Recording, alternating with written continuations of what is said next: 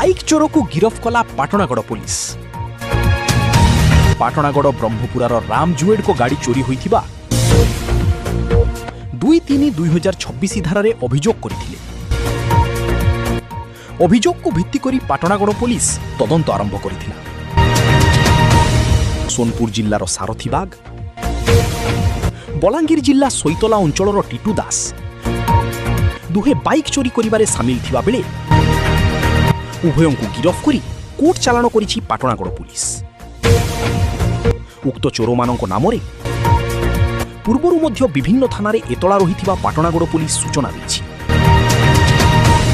पाटणागड़रू लोकंक साथीर स्वर। Bureau report विरोधी।